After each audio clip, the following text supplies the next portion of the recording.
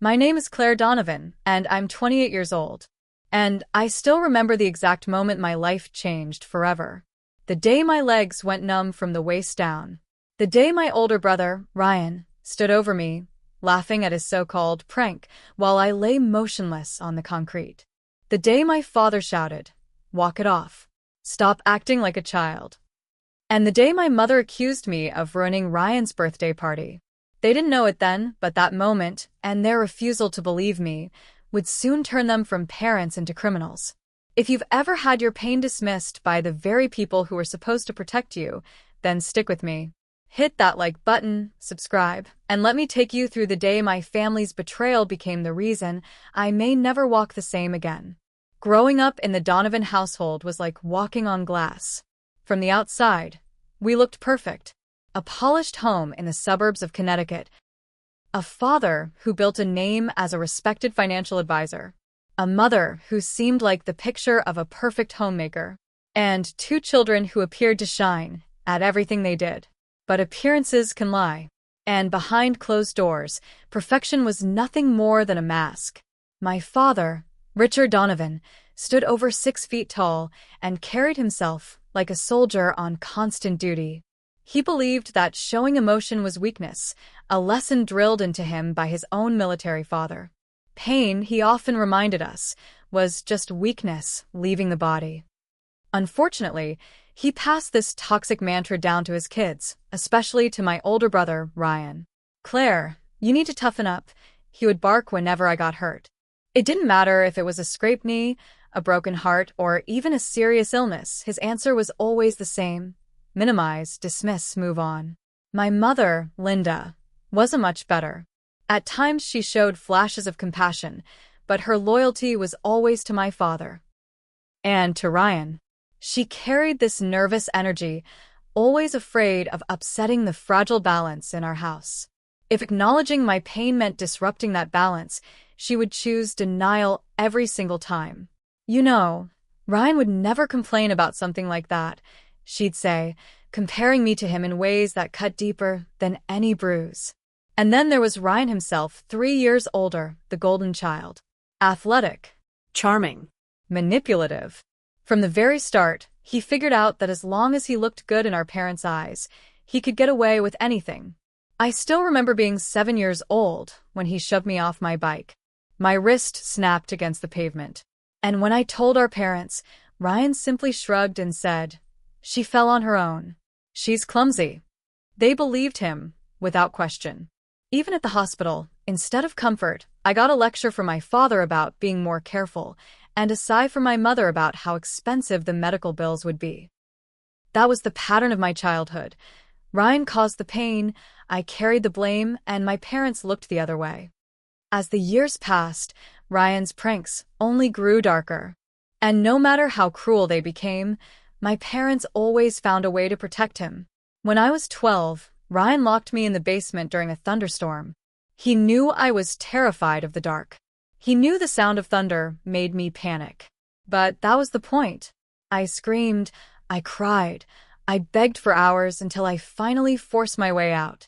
And when I ran to my parents for help, they didn't even look at him. Instead, they looked at me and said, "Stop making up stories just to get attention." At 16, when I poured my heart into a science project, the kind of work I hoped would finally earn their pride, Ryan sabotaged it the night before it was due. Glue in the circuits. Wires snipped. Everything ruined. I stood in front of my teacher with an empty board and a failing grade, while my parents shook their heads at me and said, "You should have been more prepared. Don't blame Ryan for your mistakes." By the time I turned 18, I'd learned a painful truth. In the Donovan house, my brother could never do wrong, and I could never do right. So I left. I packed up and moved across state lines for college, determined to carve out a life that was mine alone. I became an elementary school teacher. I built friendships that felt more like family than anything I'd ever known. I even started therapy, slowly unpacking the scars I carried from my childhood. But here's the thing about toxic families. They have a way of pulling you back in. No matter how far I tried to run, guilt and obligation always dragged me back to their doorstep. And that's exactly how, years later, I found myself driving home for a birthday party that would change my life forever. It started with a phone call from my mother. Her voice was sweet, almost rehearsed, the way it always got when she wanted something. "Claire, it would mean so much if you came to Ryan's 31st birthday," she said. Her words sounded like an invitation, but I knew better. It was an order wrapped in guilt.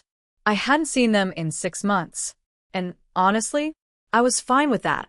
But against my better judgment, I heard myself say, "Fine. I'll be there." "Oh, wonderful," she replied, quickly adding, "and please dress nicely. You know how much appearances matter to your father." That little jab stung. I had long since traded the stiff, preppy clothes they approved of for styles that actually made me comfortable. But in my parents' world, even my clothing was a reflection of their reputation. She went on about the party details: a backyard barbecue, Ryan's friends, a new pool deck my father had been bragging about. I already felt my stomach tighten just picturing it. Still, I agreed because that's what I had been trained to do. Show up, smile, endure, then escape as quickly as possible. What I didn't know is that this simple birthday party would become the last time I'd ever walk into my parents' house on my own 2 feet. I pulled into my parents' driveway at exactly 2 o'clock, timing my arrival with the official start of the party. It was a survival tactic I'd perfected over the years. Show up when there's a crowd, so I'm less likely to be singled out. The driveway was already lined with expensive cars. SUVs. Sports cars. The kind Ryan and his friends loved to show off. I spotted a red Mustang I remembered belonged to his childhood friend, Tyler, a boy who had once joined Ryan in making my life miserable. My mother greeted me at the door with an air kiss and a quick up-and-down glance that silently judged my outfit. Dark jeans, a soft blouse, and flats. Simple. Comfortable. Not Donovan perfect, but acceptable. "Claire, you made it," she said with that brittle smile. "Your brother just opened his presents." Of course. They hadn't waited for me. A not-so-subtle reminder that my presence wasn't important, merely tolerated. I glanced at the table of extravagant gifts. New golf clubs, designer clothes, and keys to what I soon realized was a brand new jet ski. My mother beamed with pride. "Your father is having it delivered next week. You know how much Ryan wanted one." I nodded politely, even as the sting of unfairness burned in my chest. 6 months earlier, for my 30th birthday, they'd sent me a generic gift card. That was my worth compared to Ryan's. I placed my own small envelope with $200 inside on the table and followed her outside.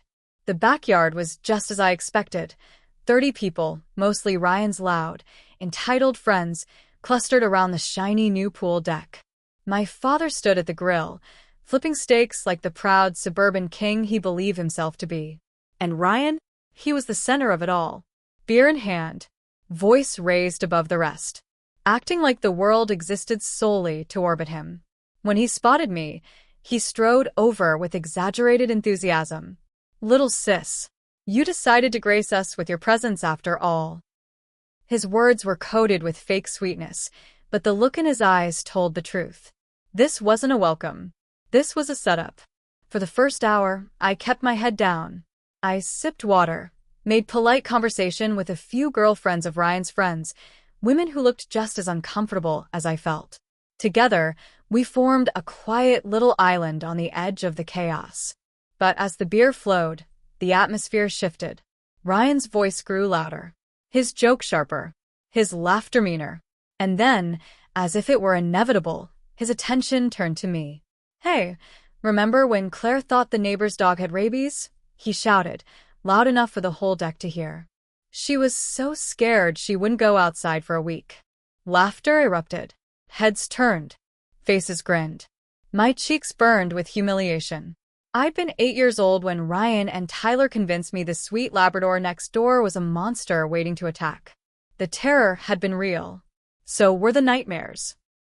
But now it was just a punchline. "Oh." Or, "What about the shampoo trick?" Tyler added, slapping his knee. Man, she had bald patches for months. Funniest thing I've ever seen. The roar of laughter nearly drowned out my pulse pounding in my ears. I was 14 when that happened. 14. And even then, my parents had told me to stop being dramatic. I took a deep breath and stood up. I'd had enough. I was ready to leave before they tore apart what little dignity I had left. But Ryan wasn't done. He staggered into my path, eyes glassy from alcohol.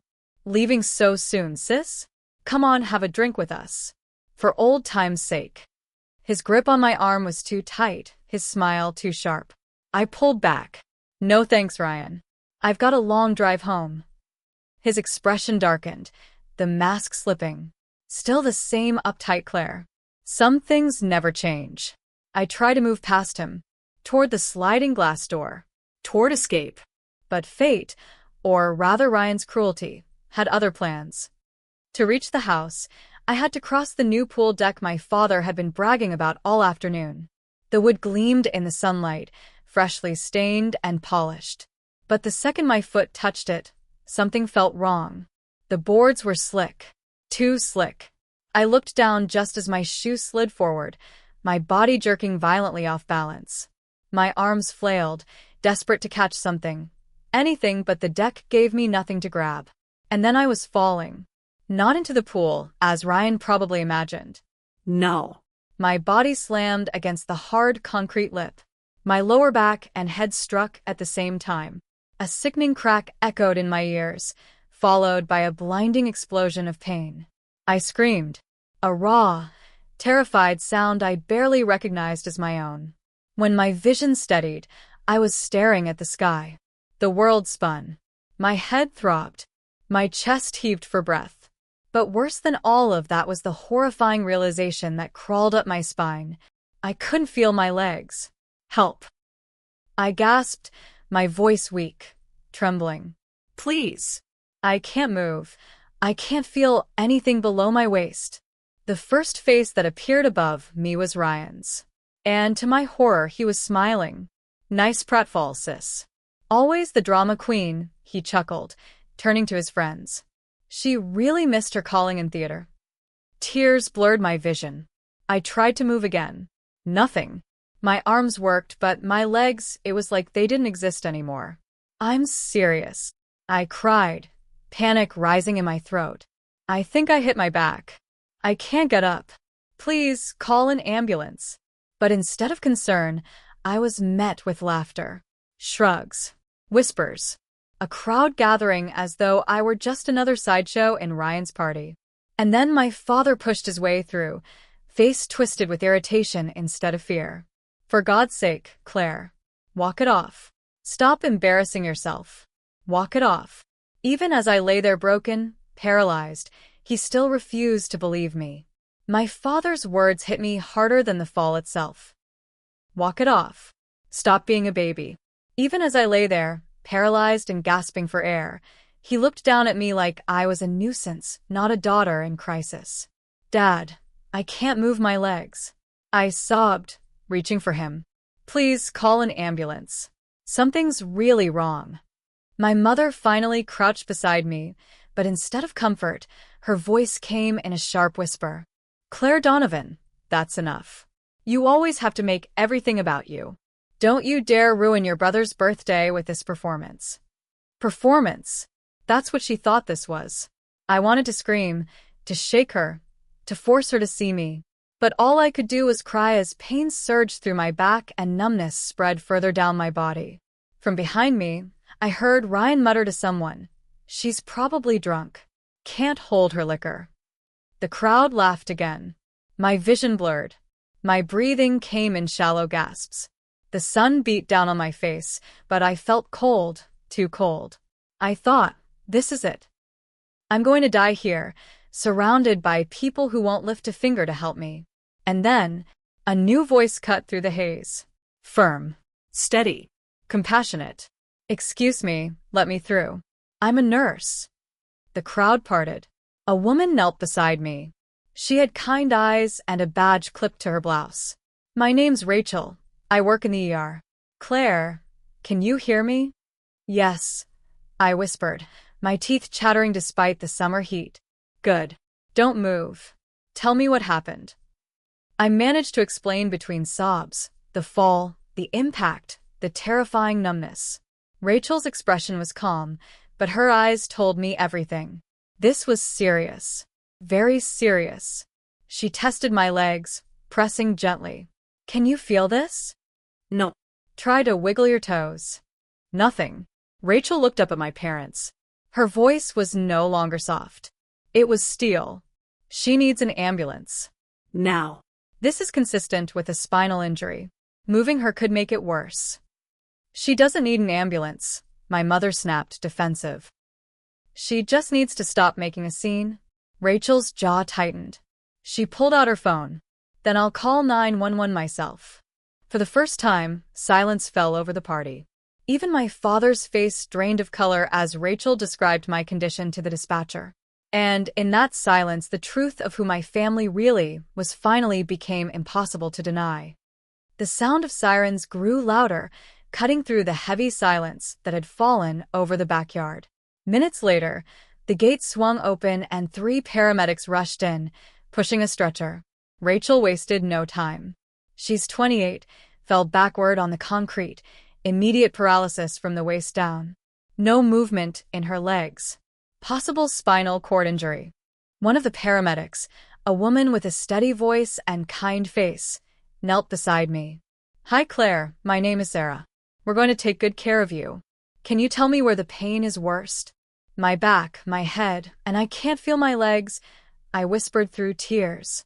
Sarah nodded. Calm. Professional. Okay. We're going to stabilize your neck and roll you onto a backboard. Don't try to help us move you, all right? Just stay still. As they prepared, Rachel spoke up again, her tone sharp. I think you need to know this wasn't an accident. The deck surface was coated with something slick, oil or lubricant. The lead paramedic froze, glancing at Rachel.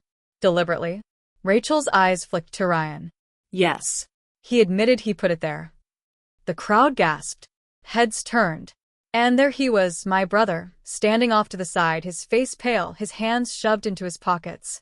It was just a joke, he muttered, not meeting anyone's eyes. I thought she'd slip into the pool. I didn't think. Sarah cut him off, her voice firm. Your sister can't move her legs because of this. That's not a joke. That's reckless endangerment. Another paramedic snapped photos of the deck, documenting the slick surface. My father started to protest, sputtering. Now wait just a minute. But Sarah didn't flinch. Sir, deliberately creating a hazard that leads to this kind of injury is not an accident. And the delay in calling for help? That will also be reported. I was strapped to the backboard, every movement sending fire through my spine. Tears slid down my cheeks, not just from the pain, but from the crushing realization. The people I called family had left me to die. And yet, here were strangers, taking my pain seriously for the very first time. As they lifted me onto the stretcher, I caught one final glimpse of Ryan's face. The smirk was gone. For once in his life, he looked scared. The ambulance roared toward the hospital, sirens wailing, lights flashing. I drifted in and out of consciousness, the pain radiating through my back like fire, the numbness below my waist like an endless void. When I finally opened my eyes again, I was surrounded by the sterile white walls of an emergency room. Monitors beeped steadily beside me. A nurse leaned over, smiling gently. Welcome back, Claire. You're at Hartford General Hospital. You've been in and out for a while. Do you remember what happened? The memories rushed back like a flood. The fall. The deck. My father's dismissal. My brother's smirk. Yes, I whispered. I can't feel my legs. The nurse's smile faltered. The doctor will explain everything. Moments later, a woman in a white coat entered. Silver hair pulled into a bun. Sharp eyes softened by empathy. I'm Dr. Alvarez, the neurosurgeon who operated on you last night. Claire, you suffered what we call an incomplete spinal cord injury. The impact fractured 2 vertebrae in your lower back and compressed your spinal cord. We removed bone fragments, stabilized your spine with rods and screws, and reduced pressure on the cord. My throat tightened. Will I walk again? Dr. Alvarez paused. Not cruelly, but with the weight of someone who refuses to lie. It's too early to know. Incomplete injuries mean there's still hope for recovery. Some regain significant mobility. Others don't. What I can promise is that therapy and time will give you your best chance. Her words should have comforted me, but they felt like a death sentence. My life, divided into before and after a single cruel prank. Then her tone shifted. Claire, there's something else. Because of how your injury occurred and the delay in calling for help, law enforcement is involved. 2 officers are here and would like to speak with you when you're ready. I froze. Law enforcement? Dr. Alvarez nodded. Your brother admitted to placing oil on the deck. The paramedics documented everything. And your parents' failure to get you help immediately is being treated as neglect. My chest tightened. Part of me had always believed they'd never face consequences, that somehow Ryan would charm his way out, my parents would cover for him, and I'd be left carrying the pain alone. But this time was different. The nurse squeezed my hand gently. Do you feel strong enough to talk to them? I swallowed hard, my voice trembling but firm. Yes. I want them to know everything. 2 women in plain clothes entered my hospital room, their badges clipped neatly at their belts. One introduced herself as Detective Sullivan, the other as Officer Chen. Their voices were calm but serious. Claire, we know this is difficult, Sullivan began, pulling up a chair. But we need you to walk us through what happened yesterday. So I did. Slowly. Carefully. I told them about the birthday party. The way Ryan's behavior escalated. My attempt to leave. The fall. And most importantly, my family's reaction. When I said the words, I told them I couldn't move my legs, and my father told me to walk it off. I felt hot tears spilling down my cheeks. Officer Chen's pen stopped mid-note. Her eyes lifted, sharp with disbelief. Just to clarify, she asked, you reported paralysis immediately after the fall, but no one called for help until a nurse, an unrelated guest, intervened? That's correct, I whispered. At least 15 minutes passed. Maybe more. Detective Sullivan leaned forward. And your brother admitted he put oil on the deck? Yes. He told everyone it was supposed to be a prank, that I'd just slip into the pool. The 2 women exchanged a look that told me this wasn't going away quietly. Claire, Sullivan said gently, you should know, your brother, Ryan Donovan, was arrested last night. He's being charged with felony reckless endangerment resulting in serious bodily harm. Your parents, Richard and Linda Donovan, are under investigation for criminal negligence and failure to provide medical assistance. My breath caught. Arrested. Investigated. The words felt unreal, like I'd stumbled into someone else's story. They could go to jail? I asked, my voice barely audible. That decision rests with a district attorney, Sullivan replied. But these are serious charges, especially considering the extent of your injuries. For the first time in my life, someone was holding them accountable. Not just brushing it off. Not telling me I was dramatic. No, this time, their cruelty had consequences. The officers thanked me, promised updates, and left. And as the door closed behind them, I realized something I'd never felt before. Validation. For once, I wasn't invisible. The days that followed blurred together in a haze of pain, medication, and endless tests. But one thing became clear. My life was never going to look the same again. A hospital social worker explained the reality bluntly. Claire, spinal cord injuries aren't just medical, they're financial. The cost of surgeries, rehabilitation, adaptive equipment, it can run into the millions over a lifetime. Millions. The word landed like a punch to the chest. That's when an assistant district attorney, Laura Jensen, came to see me. She laid it out without sugarcoating. Your brother is facing felony charges. Your parents are being investigated. But you also have the right to file a civil lawsuit. Their negligence and his reckless actions caused damages that will affect you for the rest of your life. At first, the thought of dragging my family into court felt unbearable. Despite everything, they were still my parents. But Laura's words cut through my hesitation. This isn't about revenge. It's about survival. The next day, I met Michael Green, a personal injury attorney who specialized in spinal cord cases. He studied my file with quiet intensity, then looked me straight in the eye. "Claire, your case is strong." Ryan admitted what he did. "The paramedics documented everything. And your parents' refusal to call for help? That's negligence, plain and simple. Their homeowner's insurance will cover some damages, but we'll need to pursue their personal assets too." I winced. My parents' assets. Their house. Their retirement savings. But then Michael said something that stuck with me. "You have to think about your future now. The care you'll need. The adaptations to your home. The loss of income. This is about ensuring you can live independently, not struggling because they refuse to do the right thing." So I agreed. A lawsuit was filed. And in that moment, I felt both heartbreak and relief. Because for once, my survival came before their reputation. After 2 weeks in acute care, I was transferred to a specialized rehabilitation center. The place was modern, efficient, and filled with people like me, learning how to live again after their lives had been torn apart. My primary physical therapist was David, a man with a calm voice and a relentless optimism that sometimes made me want to scream. "Our goal," he said on day one, "isn't just walking again. It's independence. It's taking control of what's left and pushing it as far as it can go." The first days were brutal. Simple things, sitting up, transferring from the bed to a wheelchair, holding my balance, felt like climbing mountains. I cried almost every session, but David never flinched. He just repeated, "Progress, not perfection."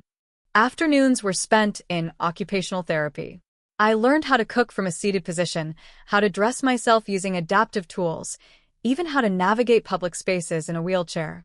Each small victory mattered. But the hardest part wasn't physical. It was emotional.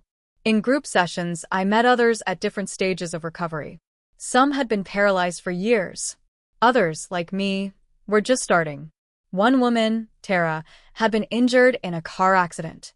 She used braces and crutches to walk short distances, but relied on her chair most of the time. "It gets easier," she told me one night during dinner. "Not the pain, not the work, but the way you carry it. At first, it feels like your injury is your whole identity. Eventually, it just becomes one part of you, not all of you." Her words stayed with me, because at that point, I didn't feel like a person anymore. I felt like a broken body everyone pitied. And yet, slowly, I started to notice changes. A flicker of sensation in my thighs. A tingling in my toes. Small, inconsistent, but real. For the first time since the fall, I felt something other than despair.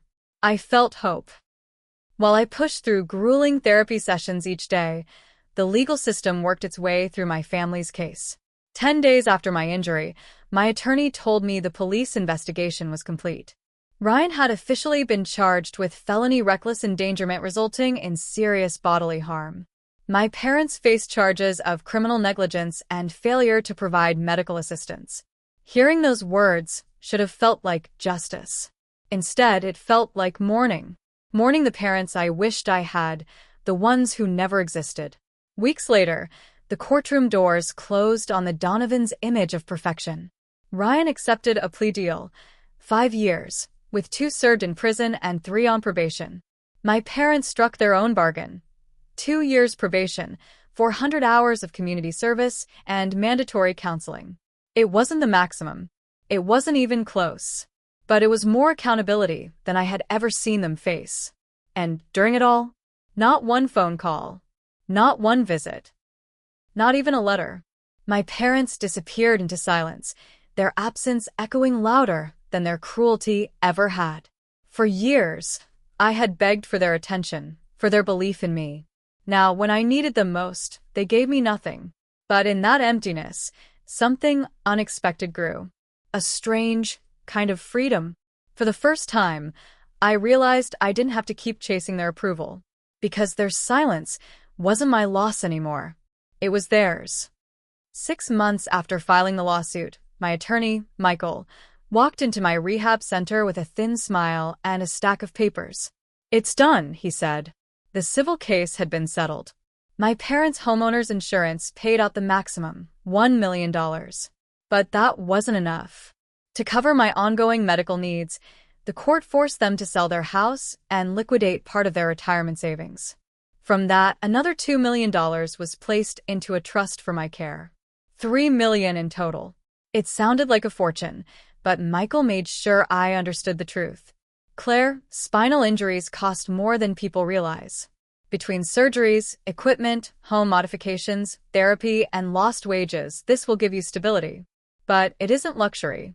It's survival. I nodded, tears slipping down my cheeks. Because he was right. No amount of money could buy back what I'd lost. No sum could erase the nights of pain, the hours of therapy, the wheelchair that now waited at the side of my bed. But it meant I wouldn't face those challenges penniless. And for once, the weight of financial ruin wasn't pressing down on me. As for my parents, they vanished into the background. Word eventually reached me that they had moved south, starting over in a smaller home. Pretending, no doubt, that their perfect image had never cracked. And Ryan? He sat in prison. For once, the golden child wasn't untouchable. The irony wasn't lost on me. The very people who had dismissed me all my life now carried my name in court records, legal files, and trust documents. They couldn't erase me anymore. Not this time. By the 8-month mark, my doctors called my progress remarkable. With braces and a walker, I could take slow, labored steps.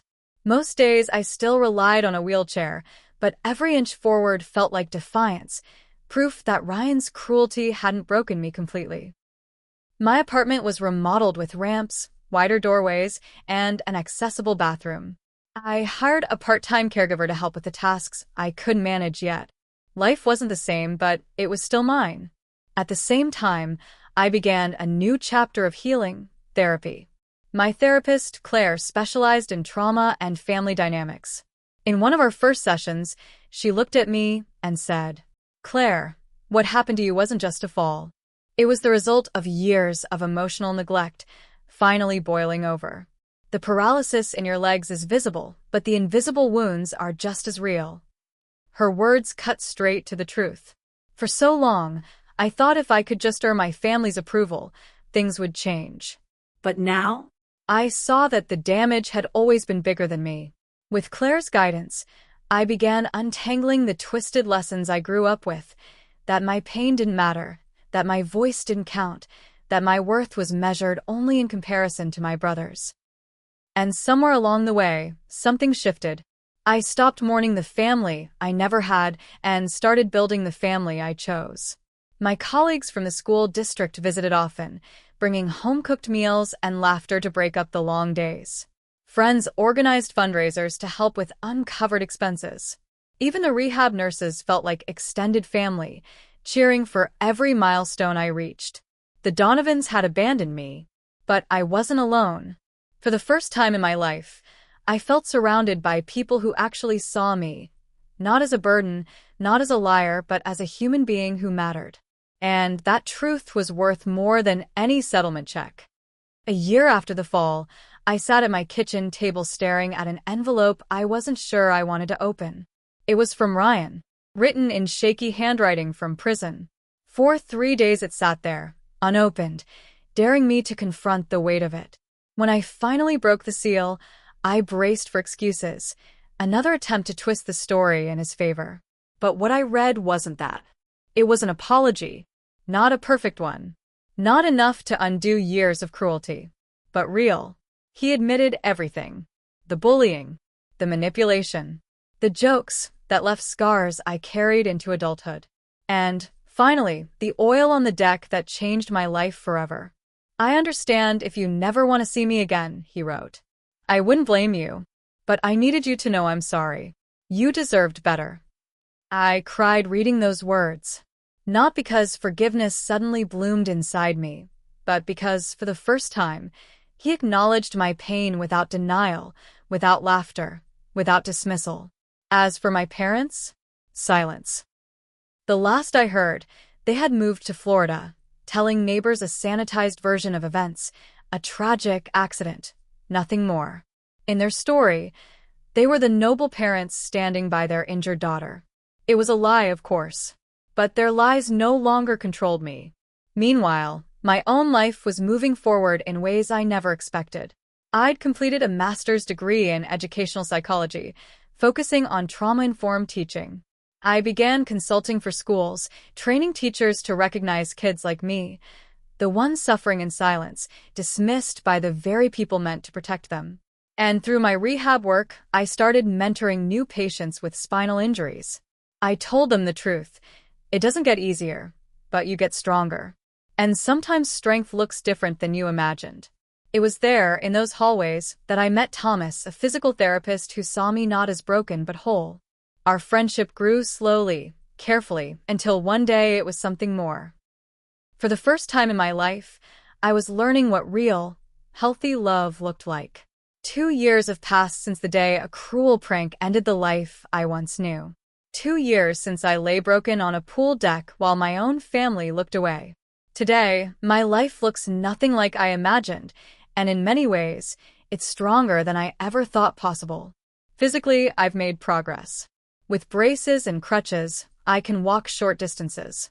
Most of the time, I still rely on my chair, but every step I take is proof that Ryan didn't get the last word.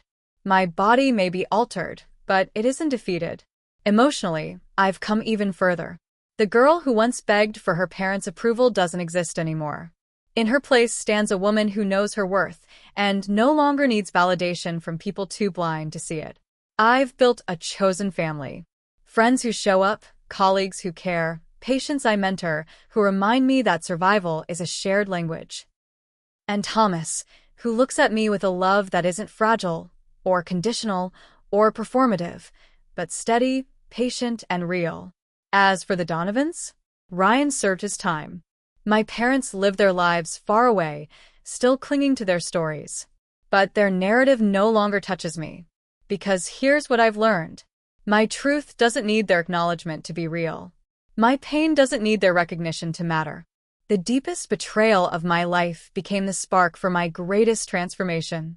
I am not just a victim of their cruelty. I am a survivor, a teacher, a mentor, a woman who turned her scars into strength. So if you've ever been dismissed, ignored, or told your suffering wasn't real, let me tell you this. You matter. Your voice matters. And there are people in this world who will believe you, if you're brave enough to reach beyond those who won't. This is my story. But maybe, just maybe, it can help you start writing yours.